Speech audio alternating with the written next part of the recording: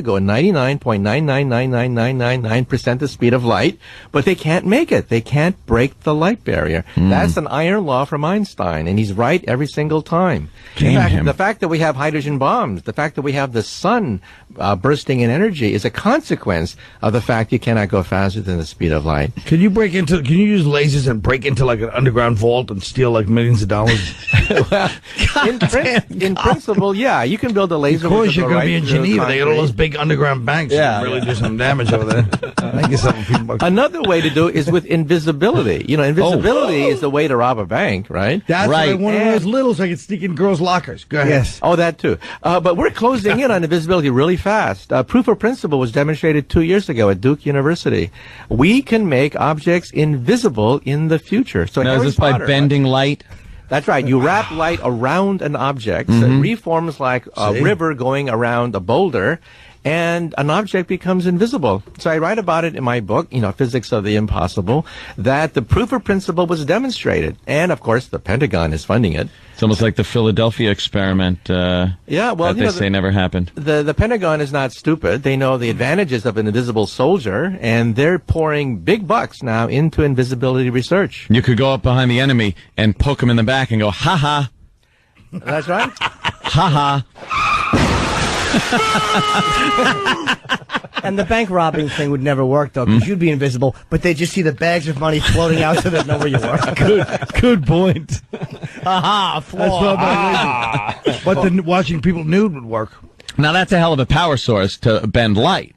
Doesn't seem very portable. Well, with a new substance called metamaterials, light bends all by itself. This has shocked everybody. Really? I used to teach in my physics course that invisibility is impossible. Light cannot wrap around an object and reform at the other end.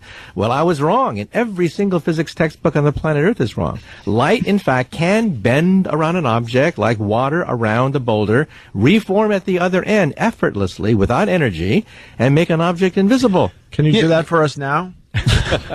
I've always had a question that's boggled me for a bit. If you're in a room with mirrored walls and you light up a laser and then shut it off, why doesn't the laser, much like a bullet, just continue to bounce off of the mirrors and ricochet once the power source is cut off? What happens to the beam that has already left the laser source? The reason is every time it hits a mirror, you lose about 0.1%, 0.5% of the energy. So after 100 reflections, you've lost considerable amount of power. But in essence, then, there is a small moment where when you do shut the power, that beam is bouncing. It's just happening so quickly. It's dissipating so quickly that you can't see it, right? But yeah, you're absolutely right. You have two mirrors back to back. You see an infinite sequence of yourself as light goes back and forth, right? And that's how Anthony solved the mystery of the timers at the Comac motor lodge. The mirror room, of course. Yeah, the answer. It wasn't a laser firing off either. I tell you, my friend. Wait, and how big was the object you made invisible? How big was the object that you made light go around? The object that was invisible is about 2 inches. It was made invisible under microwave radiation, like what you have in your oven. However, visible light was now shown to bend in the same way just a few months ago at Caltech and also in Germany. So this is rocking the world of physics. We can now conceive of Harry Potter's invisibility cloak, which we once thought violated the laws of physics. But proof of principle has been demonstrated now. Wow. You know what you're like every question you want to ask for science that you think of, you just like, okay, what about this? I know, it's like, hey. Did you guys crack homophobic jokes when Lance Bass went up in that rocket? Behind his back. Colin just... Hey, I like it, though. What's the coolest trick you could do? The coolest trick? You're a magician? Yeah. He's one of the greatest minds in the world. He must have some neat bar tricks. Yeah, you're right. Well, we like to read people's minds. The magic tricks for telepathy, we understand. However, we think that real telepathy is also possible, not just the tricks that we sometimes amaze our friends with. At Brown University, they took a stroke victim who was paralyzed, put a chip in this paralyzed person's brain, connected the chip to a laptop, and in 3 hours... Bob Kelly. In 3 hours, the guy is playing video games, reading email. He's totally paralyzed. And doing lines with Chaz Palminteri.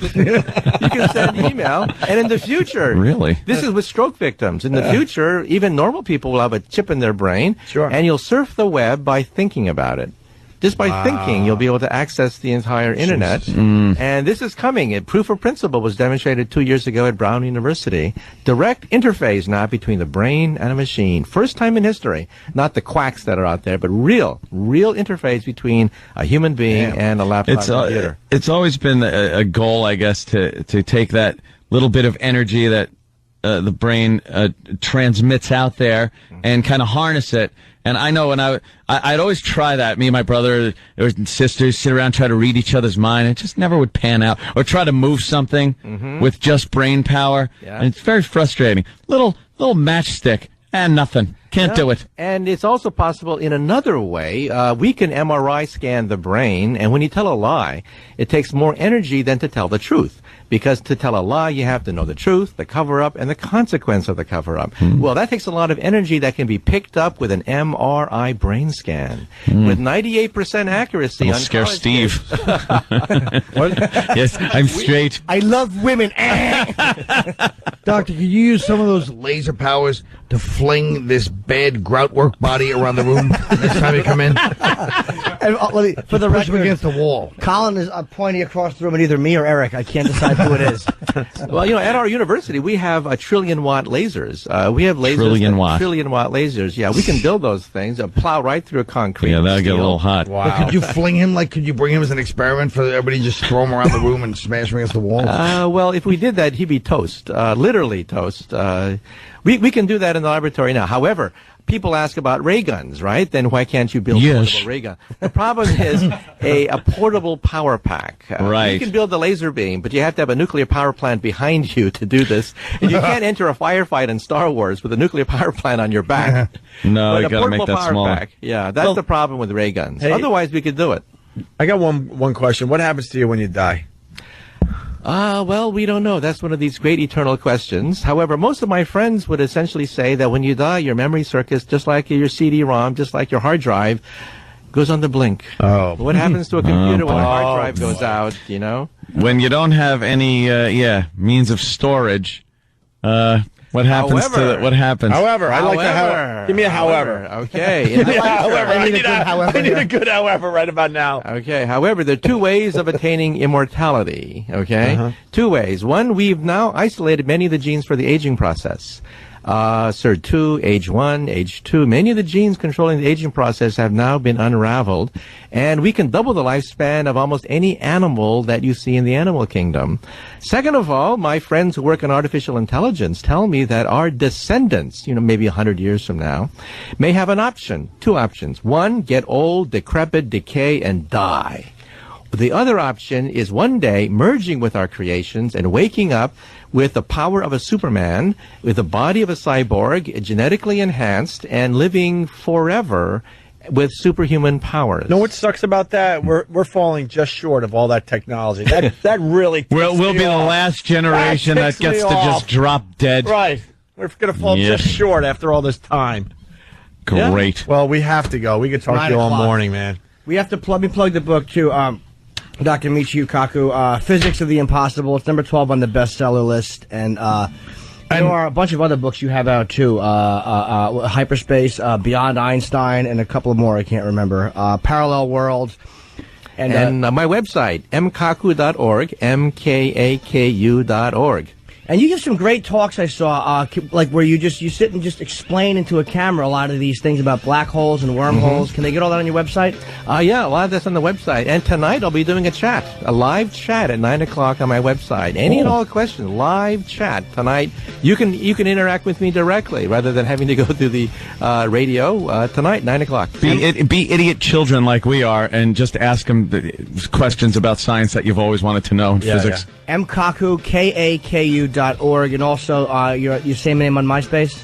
That's right. And also check out, YouTube and things like that. I'm there as well. Match.com. No, not there yet. A guy like this, Physicist looking for. a guy like this should have the most friends ever on MySpace. Wouldn't you want him as a friend? Just to make you feel a little better. Yeah. No, I wouldn't be To able to comfort you. I wouldn't be able to understand his email blasts. Subsequently, we shall.